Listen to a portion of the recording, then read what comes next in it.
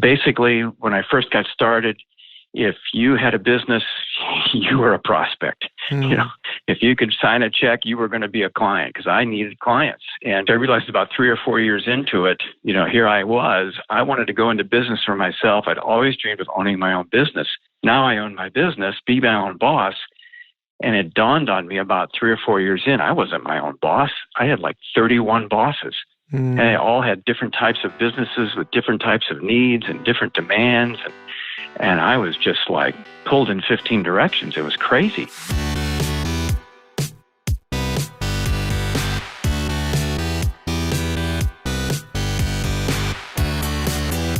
You're listening to The Successful Bookkeeper with your host, Michael Palmer. Listen each week as inspiring guests share their secrets of success to help you increase your confidence, work smarter, and build a business you love.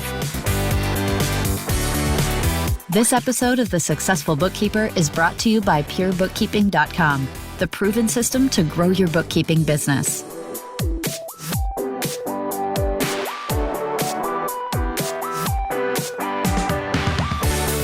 Welcome back to the Successful Bookkeeper Podcast. I am your host, Michael Palmer, and today's show is going to be a fantastic one.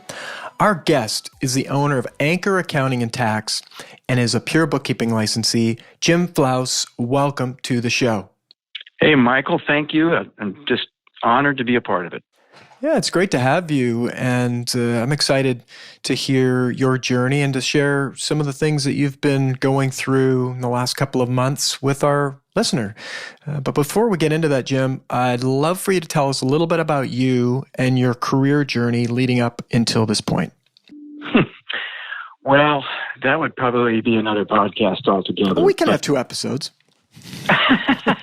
Not begging for that, but my journey getting into the accounting and bookkeeping field is really quite unusual. I used to always ask people, when I was first getting into the business, I used to call new business owners all day long, every day, because I figured, that's the low-hanging fruit. They don't have an accounting relationship. They don't have a bookkeeper. I'll call them.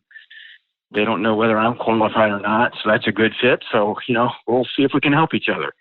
And I would always ask, hey, what inspired you to start your new business?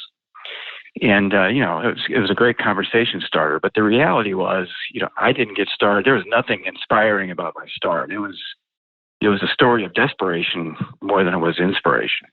I was working for the local newspaper. It was a declining industry. It wasn't paying enough.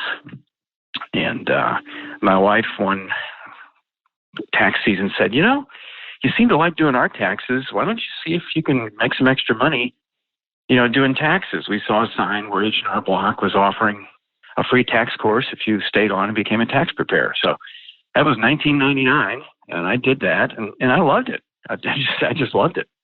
So I continued to work in my other job full-time, but started to go to school at night, got a master's degree in accounting.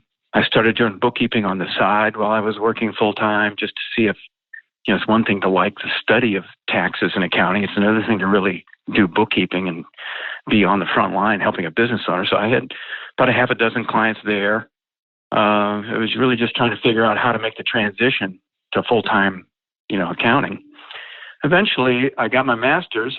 I got a job with a regional accounting firm, and within 6 weeks, they decided that I was not a good fit and told me, good luck to you.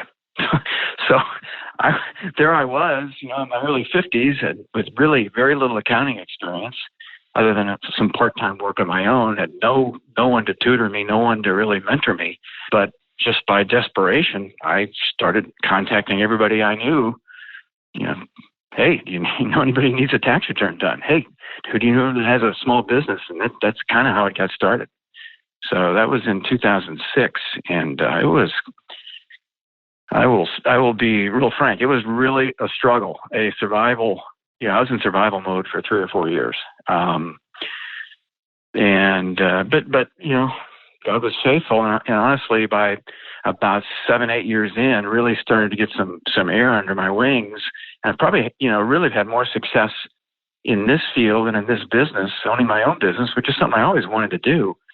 But have really had more more success here than I've had really at any other phase of my career all along up to this point. So it's been great since then. But it was desperation to start. It was crazy. It's fantastic to hear that you love, it sounds like, and I'm putting words in your mouth here, but it sounds like you found your passion and your purpose in life, and the fact that you've had success in this field, which is something you always dreamt of doing, but struggled to get there, and now doing it, being successful at it. I mean, it's a blessing, really. Oh, there's no question it is. There's no question. I feel very fulfilled, and it's on my purpose here. And when you transition from just going to work to survive, to put bread on the table, to the point where there's still pressures of business and the economy and everything else, but the fact is, now I feel like I'm doing what I was destined to do. I've got a business niche that I feel like I serve pretty well. Get lots of referrals based on that specialty niche. And because I have a little expertise in that area, I can help people. And so, it's good from the standpoint of not only doing the accounting and the taxes, but quite often they're asking me to speak to groups or to, like yesterday I was on a call with the local Realtors Association where we talked about all of the coronavirus legislation and how it impacts real estate agents and what they need to do in preparation for their 2020 tax returns. So, those kind of opportunities to speak are fun because I like to educate people, but they're also profitable from the standpoint of just promoting what I want to do and how we can help people. It is remarkable, the power of that from a marketing standpoint, when you know something and you have some expertise around it, and there's a narrow group of people, a niche that you can help. And when you get the message out and you educate and teach people, it does lead to them beginning to know you, beginning to trust you, and that leads to potentially doing business with you. Yeah, it really is. And it's quite flipped the script from a few years earlier when I was in the business. I didn't really feel that qualified. If you've ever heard the term, and it's somewhat crass, and I kind of cringe when I hear it, but fake it till you make it. I felt like for, several years, I was faking it till I made it. I was really trying to get a grip on everything for every business and understand every nuance of every type of industry. And basically, when I first got started, if you had a business, you were a prospect. If you could sign a check, you were going to be a client because I needed clients. And I realized about 3 or 4 years into it, here I was. I wanted to go into business for myself. I'd always dreamed of owning my own business. Now I own my business, be my own boss. And it dawned on me about 3 or 4 years in, I wasn't my own boss. I had like 31 bosses. And they all had different types of businesses with different types of needs and different demands. And I was just like pulled in 15 directions. It was crazy. So really out of that, I really came to learn over time, hey, I had been in real estate. I enjoyed it. I have a brother-in-law who's tremendously successful in real estate. It's just something I enjoyed. And I always enjoyed the aspect of what in the States we call the Schedule C tax returns, the self-employed taxpayer. That was really a niche I enjoyed. And so I just started focusing on that group. I already had some expertise there. I didn't have to keep going back and researching and learning and, going to the tax code, figuring out new answers to new questions. I pretty much knew it all. I'd been in there. And so I started promoting myself that way. And it's amazing, in my case, how much, realtors really flock together. They have weekly meetings. They have associations. They're always looking for speakers. There's a lot of turnover in real estate. So there's always new agents who need to know new things. So it just worked out. It worked out well. I'm glad I angled that way.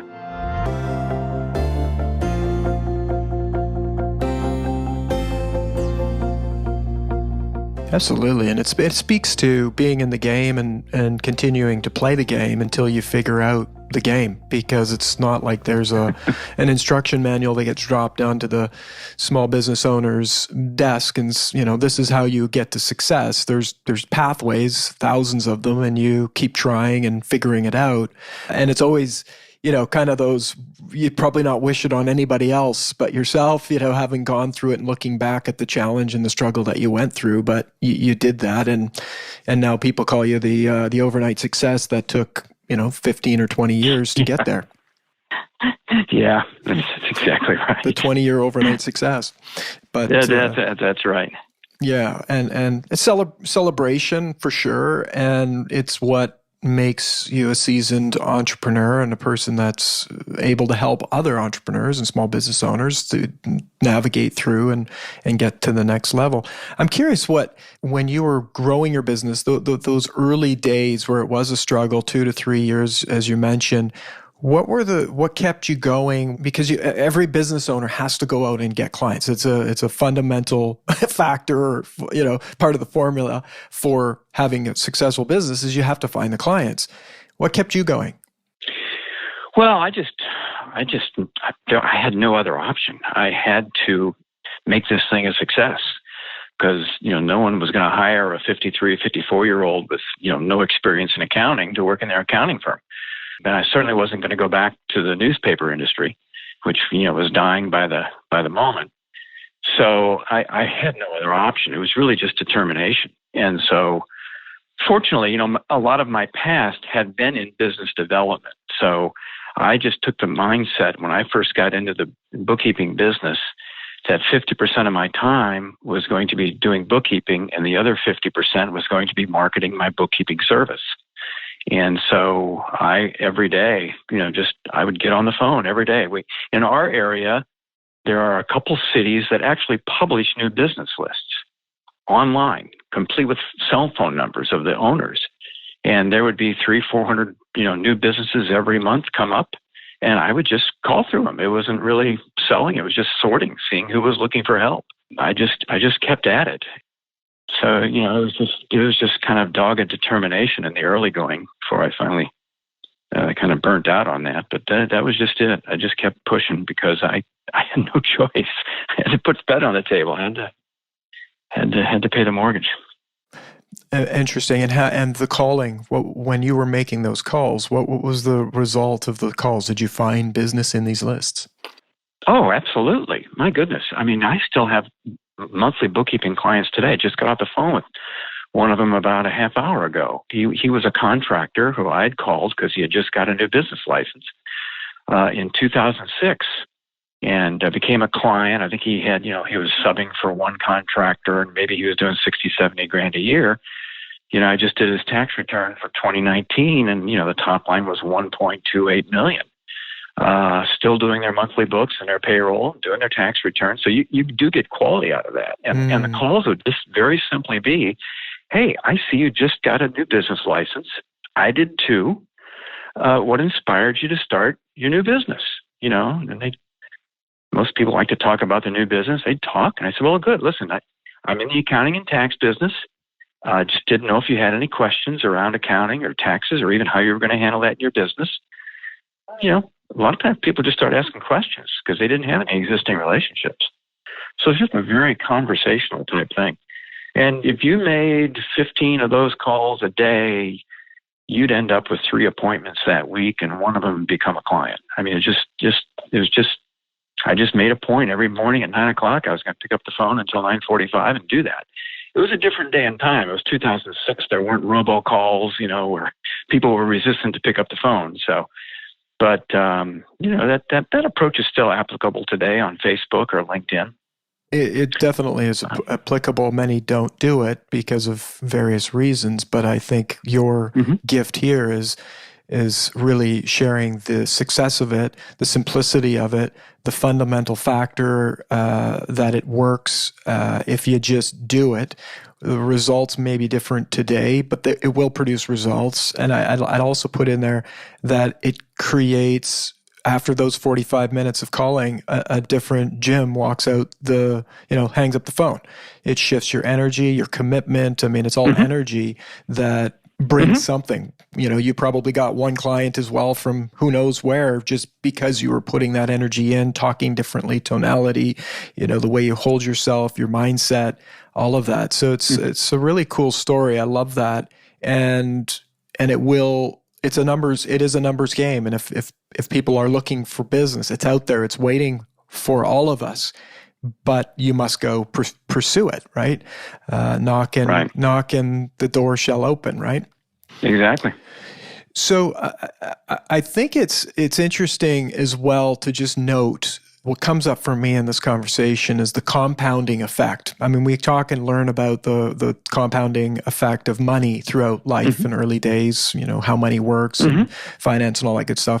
In your business, you can really hear in your story the compounding effect. You did these things, these difficult things, there's not as much results, but once you build the foundation, the compounding on that foundation is magical. Absolutely. I have read the book, The Compound Effect by Darren Hardy, and I truly believe in it. It's what you're doing as a discipline daily that's eventually going to determine your success, little and bit by bit. It's not like you had this one great week or this one tremendous month and then you coast for the rest of the time. It's like, okay, what are you doing every day? And if you are working every day to become a better bookkeeper, working every day to improve your technical skills, or working every day to improve your marketing ability or your conversational ability or connecting ability, you're going to improve over time. It just becomes quite natural. And for me, it wasn't that hard in the early going because I'd had that kind of experience, business development in other fields, other industries. Now I'm applying those same principles to really the technical side of the bookkeeping part of the business. I did it to the tax side for several years. Now it's like, okay, I got to focus on the bookkeeping. We want to have impeccable books for folks. We've got to get better at this. So you're always learning. That's the beauty of being in business. There's always the opportunity. There's always unknowns.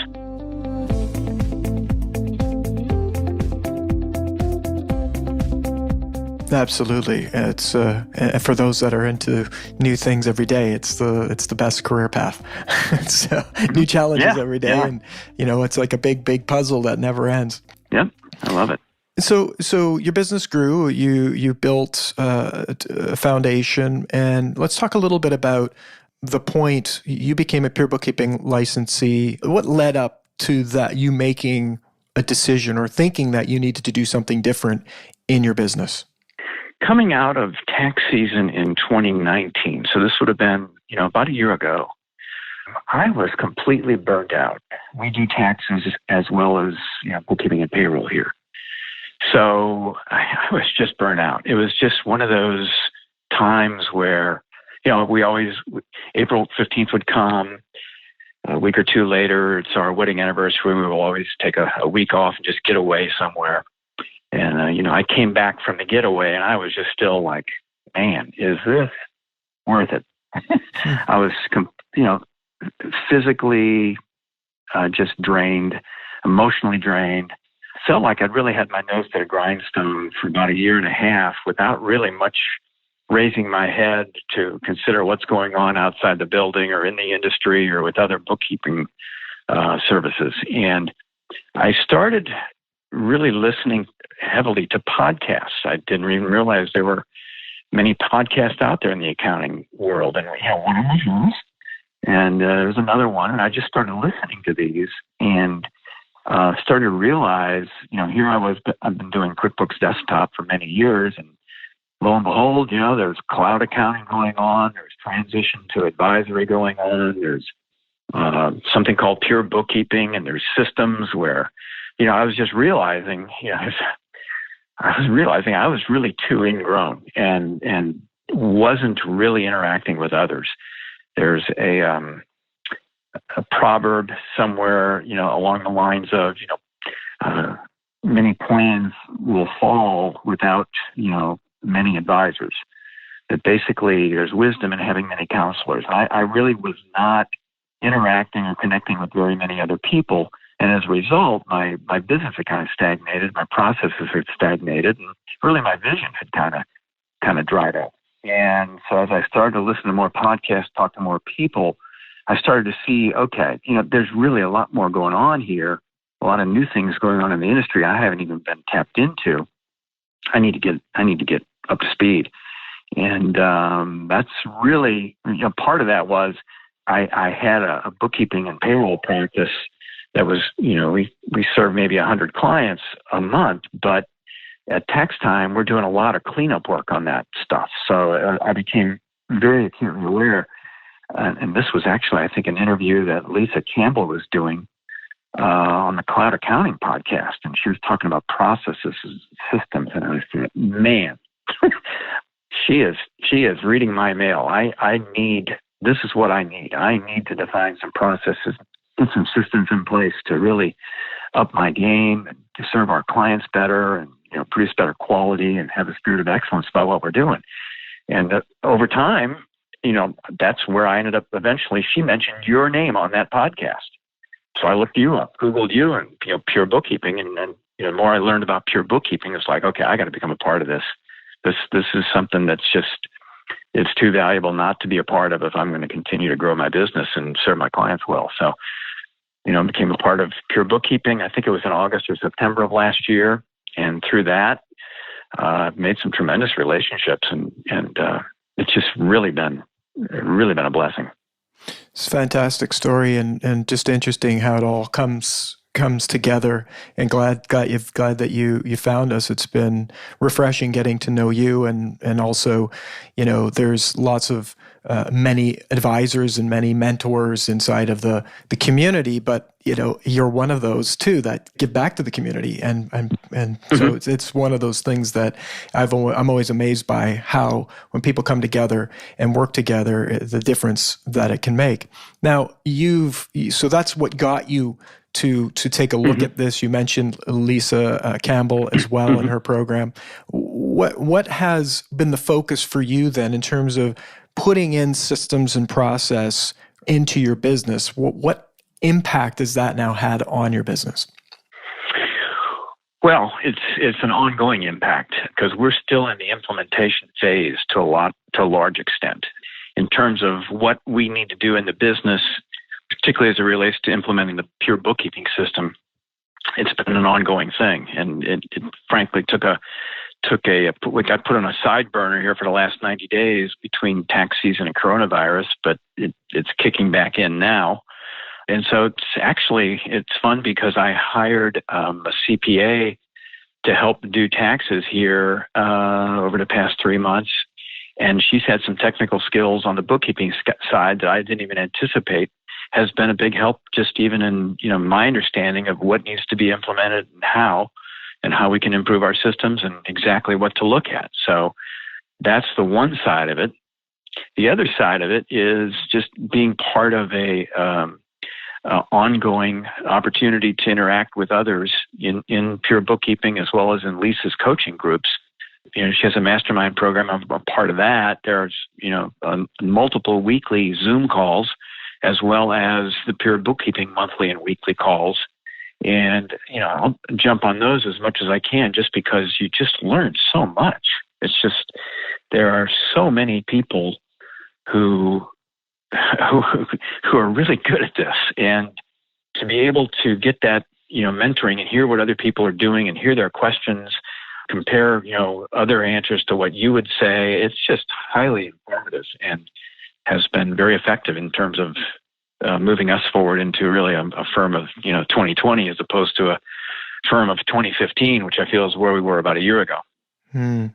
Remarkable, so exciting. And so, in being in Lisa's program, I'd love to hear what your aha moments have been, or the shifts that have happened for you from a mental standpoint. Because I know that being in a program like that, there is a big emphasis on just the mentality of yourself as an owner inside your business. I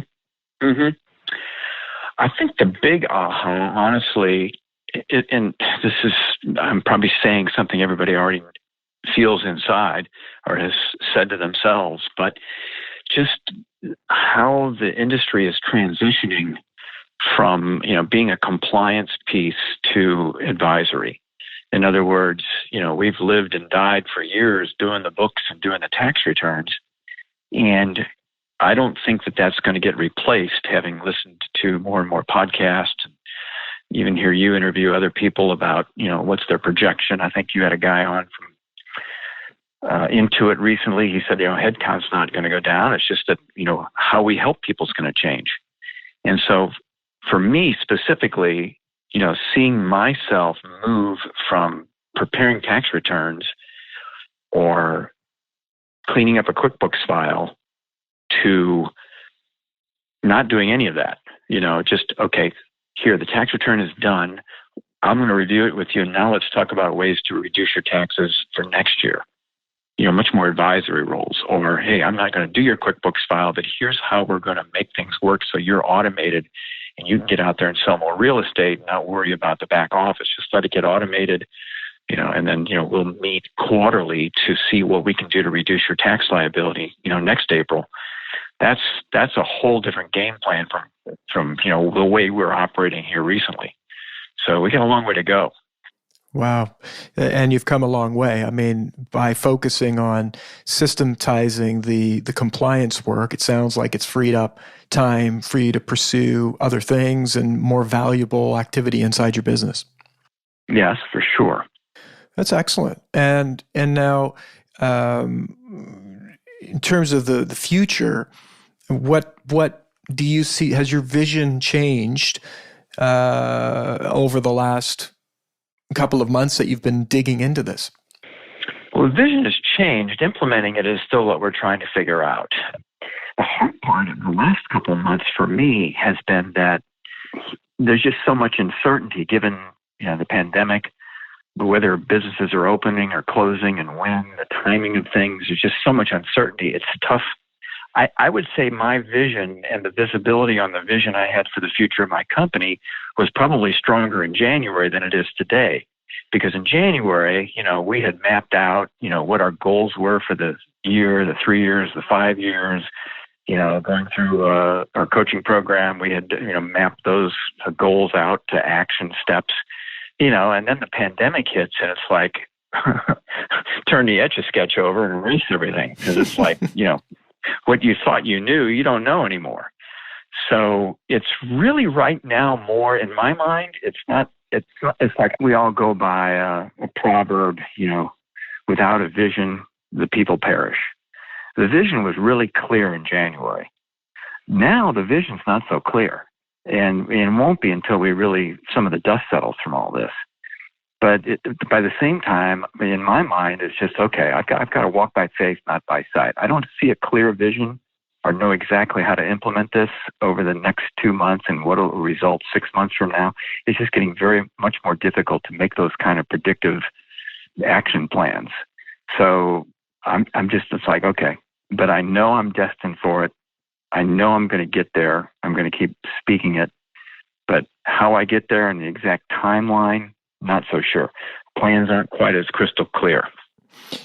Absolutely, can hear that. It sounds though, I would say that your vision's still clear. It's the pathway to achieving that vision has become foggy. You're operating in very dense fog. We all are, and we can hear some horns, see kind of some lights ahead, but tread lightly.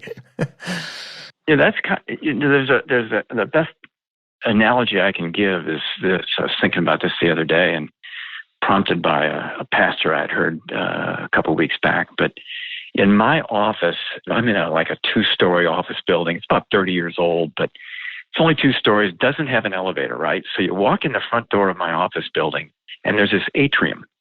And you can see my office on the 2nd floor right there above you when you walk in. There's like a landing. But to get to my office, you go up these steps, and it's like a 20-step staircase. The thing, covers probably 25, 30 feet in length. It's probably 500-600 square feet, just this long staircase. Everything is clear, right? The vision's clear. You can see where you're going. Every step's right in front of you. But it takes forever. Even though everything is very clear, it's somewhat misleading because it takes forever to get up those doggone stairs. And it would have been much smarter if they would have put a little spiral staircase right at the front door, right? Spiral staircase maybe takes about 9 square feet.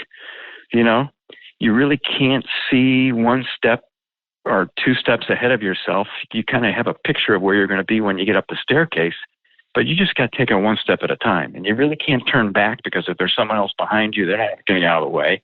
It's a spiral staircase, 1 at a time. You compare that and just taking 1 step at a time, walking by faith, not by sight. I'm going to get to the top of this staircase. There's going to be a door up there. That's kind of where I feel like I am right now, as opposed to the big grand staircase where everything's clear and, we can run up those steps, and it's going to take a while to get there, but we're going to cover a lot more space and a lot more time and a lot more distance just to get up to where we need to go. Right now, it's a little cloudy, it's a little unclear, but just keep putting one foot in front of the other. I think eventually we'll see where we're headed.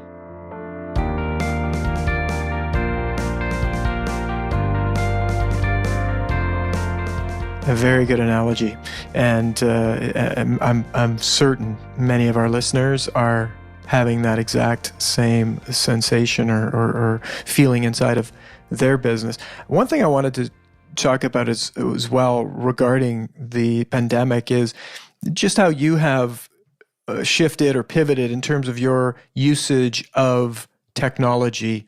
How have you been leveraging that inside your business? Back in, what was it, on the 1st of April, 3rd of April, somewhere in there, we have a lot of payroll clients, and a lot of them are in real estate. I've probably got 40 real estate S-corps, that we just do payroll. And so the legislation in the U.S. had come out, and there was this, of course, Paycheck Protection Program, which was new then. Now it's like, everybody's so tired of hearing about it. But back then, I just thought it was such a tremendous opportunity, and the only way I knew to get the information out was to email I had both of my staff members who do payroll and bookkeeping, email all of our payroll clients and say, we're going to set up a Zoom call Wednesday night, 9:00. Everybody please be on it. It'd be some important information. And I didn't know what to expect. I'd never really done a Zoom call before, but 9:00, there we were. And by the time I got on, there was like 30 people on the call waiting for me already. I was like, holy cow. So we went through, I put together a little PowerPoint. I went through what the Paycheck Protection Program was and what the EIDL loan program was from the SBA here in the States, and, talked about the pros and the cons and answered questions. And this was at a time when everything had closed down. I would say it was kind of at the height of the fear of like, where are we and what has just happened? And, I had several restaurants that had closed down. I had several hairstylists and hair salons that, had closed up shop, and they were like, just shut down at home. And all of a sudden, there we all were on Zoom. I think, one of my staff told me afterwards, she said, I think certainly the information you gave was very helpful. But she said, my sense was the best value of that call was each one of these people realized they were one of 30 to 40 other business owners in the exact same position. And there was a sense of community there, and we're in this together. And they started asking questions, and then they started answering each other's questions. People who had never met each other before. It was a tremendous value.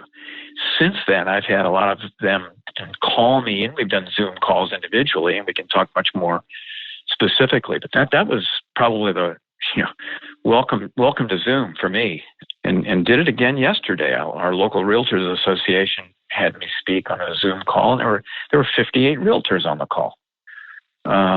Most all sitting at home, but we talked about taxes and what the CARES Act in the U.S. will mean for their taxes. So Zoom has been everything that and more that I wished I would have invested in it about February 1st.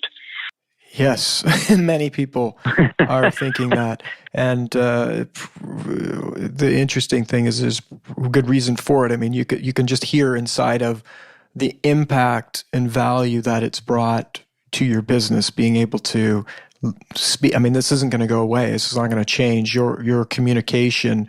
You just increased your leverage point in terms of being able to get your message out to the world and support and educate more people because of the technology, and the cost to do it is just completely slashed because the time to go to a presentation, to go to a talk, to maybe fly somewhere or organize the space. I mean, there's always going to be a place for people to meet and congregate, but there's also the efficiency of being able to get information out to people in an efficient way. And Zoom is providing that. So it's a remarkable tool. And the story of yours is remarkable as well. It's just that whole spirit of being an entrepreneur, finding a way to solve a problem that works for your business and works for other people's business, And I want to say too, I've mentioned it or brought it up in past episodes, is this concept of bookkeepers and accountants are the shepherd of people's money in their business, right? Financial shepherds. Mm-hmm.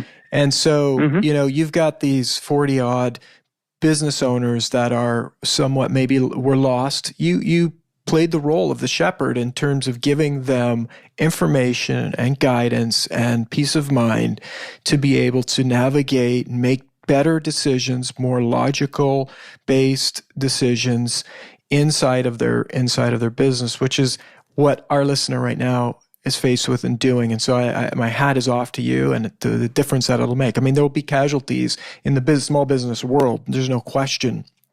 Impacts, unfortunate impacts. But the more that we as a community can help them have the right information, they can navigate through, there will be more that have the ability to continue on and recoup from this outlay. Yeah, no question. And honestly, the call itself wasn't technically very proficient. We had one episode where somebody in the group had a TV on and left the room, and we couldn't get this thing. I mean, it was disrupting the whole call. Finally, someone showed me, and I'm leading the call, how to mute everybody. So it was just like a comedy of errors. But the ability for everybody just to be on there and for me to just kind of share with them my story, because that's really what it was about. I was explaining to them, look, this may or may not be for you, right? But let me just tell you why I think this Paycheck Protection Program could be good for you. And I laid out my own business to them. I said, look, I'm a fairly healthy company. Up to this point, our business isn't down, but this looks to me like money that the government's going to give us as a grant. And even if only 75% of it is forgivable, why would you not take that money? We are going to. And if we have to pay back a quarter of it, we will. We've got 10 years at 1%. Where are you going to get better terms? But even as a fairly healthy company, it seems silly not to take advantage of this opportunity. And I was just speaking to them as a business owner, really more than as their accountant. And, people really related to that. A lot of people then later, would follow up with me and ask individual questions. And, even yesterday I had another Zoom call from a guy who was on that call. I know it's been 8 weeks ago now, just going back over his numbers and his thinking. So it was very good. It's powerful. I mean, there's a message inside of just pure power of communication when you think of if you told a story about yourself and how you were dealing with the challenge and how you were going to deal with it landed powerfully, regardless of somebody, having the TV on or the disruptions. People will lean in when there's a powerful story. And so you could have gone on and said, well, this is what the PPP is and all the facts about it. You didn't do that. You went on and you said, well, let me tell you what we're doing with these facts. And that can be applied to, and for everyone thinking it's where can you bring those stories up and tell a story more about yourself or someone else versus just saying, well, here are all the facts. Tell a story that has the facts weaved into it. More people will listen, more people will understand, more people will be able to action the information and remember you. I mean, that call will likely be remembered for many business owners' life. That's it, point blank. Oh, no question. Yeah, no question. And the other side of it, too, is Zoom has made it such that I've met with less clients this tax season than before, but we've met all by Zoom. And you're seeing people sitting in their kitchen or sitting in their dining room or whatever. It's a very relaxed meeting. It's not like they're sitting in their accountant's office, or like going to the dentist, getting a tooth pulled or something. It's just a very natural environment. And so you're talking to them where they live. You tend to, kids walk by, you talk about the kids, whatever. It's actually extremely enabling and empowering in a way that you can connect with people in ways you couldn't when they came to your quote unquote office, so. That's so true. So true. So interesting how it's all going to play out in terms of how it'll change our behaviors and how we'll do business in the future. But this is definitely a key piece that I think will be sticking around and it will only get better. I mean, that's the powerful thing about technology. It can be improved. So however it is today, it will improve. Jim, this has been absolutely fantastic. And, it's an honor to know you. It's an honor to work with you. And on behalf of all of our listeners, I thank you for your generosity, coming on the show, sharing your journey, the things that worked, that didn't work, and as well where you've been and how you've gotten there. It's been a real pleasure. Oh, it's been my honor, Michael. I have been so inspired by so many of the people who come on your podcast and share their story. It's amazing sometimes the things that are said that hit you right where you live. So hopefully the listener has found some value in what we've talked about today. Certainly there's great opportunity going forward. I'm very excited about what the future lies for our profession and for all of us. And for anybody who is not already connected with Pure Bookkeeping, I would greatly recommend you take a closer look at it, because it can deliver the people, the support, the systems, the processes that you could definitely benefit from if you're looking to move your business forward and just be more profitable and feel more fulfilled in doing so. Thank you, Jim. I appreciate that. And I look forward to seeing your business flourish. Thank you, sir. And yours as well. Beautiful. And with that, we wrap another episode of the Successful Bookkeeper podcast. To learn more about today's wonderful guest and to get access to all sorts of valuable free business building resources, you can go to thesuccessfulbookkeeper.com. Until next time, goodbye.